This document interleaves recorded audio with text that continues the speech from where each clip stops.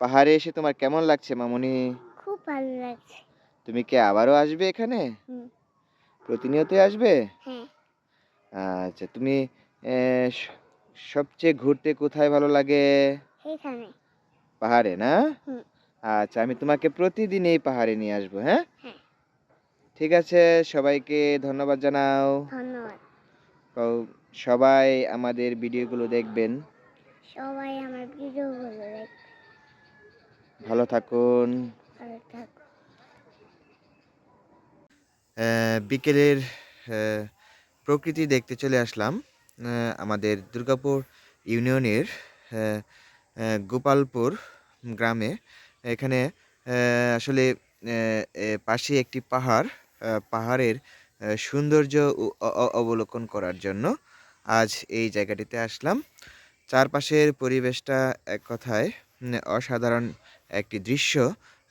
এবং এখানে আদিবাসীরা এখানে বসবাস করে, এবং আশেপাশে আ আদিবা আদিবাসীদের অভয়ারণ্য আমরা যদি আপনাদেরকে দেখাই, পাশেই, হ্যাঁ, আমরা যদি আপনাদেরকে দেখাই, এই যে এই জায়গাটি, আমি এখন একটি পাহাড়ে উঠতেছি। পাহাড়ের ভিউটা আসলে অসাধারণ। এখানে এই আশেপাশে কিন্তু প্রচুর পাহাড়, এবং এই পাহাড়ের সৌন্দর্য এক কথায় অবলোকন করার মতো। আমি যে পাহাড়ে উঠতেছি আপনাদেরকে যদি দেখাই, কি আমি মোটামুটি একটা ছোট পাহাড়ে উঠে পড়েছি। হ্যাঁ, আমি আরও উপরে ওঠার চেষ্টা করছি। এই জায়গাটিতে প্রতি বছরই অনেক মানুষ আসে, এবং এই জায়গাটির মধ্যে তারা কিন্তু পিকনিক করে। এটি একটা ছোটোখাটো পিকনিক স্পটও নামে খ্যাত। আসলে এক কথায় অসাধারণ একটি পরিবেশ, এবং চারপাশের পরিবেশটা আসলে ঘুরে দেখার মতো। আপনারা প্রতিনিয়ত এই পাহাড়ের সৌন্দর্য উপভোগ করতে আমাদের এই সুসং দুর্গাপুর চলে আসুন ইনশাল্লাহ। তাহলে আপনারা খুব সুন্দর পাহাড়ের দৃশ্য এবং মনোরম পরিবেশ আপনারা প্রতিনিয়তই উপভোগ করতে পারবেন। আপনারা দ্রুত চলে আসুন, শীত মৌসুম, দুর্গাপুর চলে আসুন এবং পাহাড়ের সৌন্দর্য উপভোগ করুন ইনশাল্লাহ।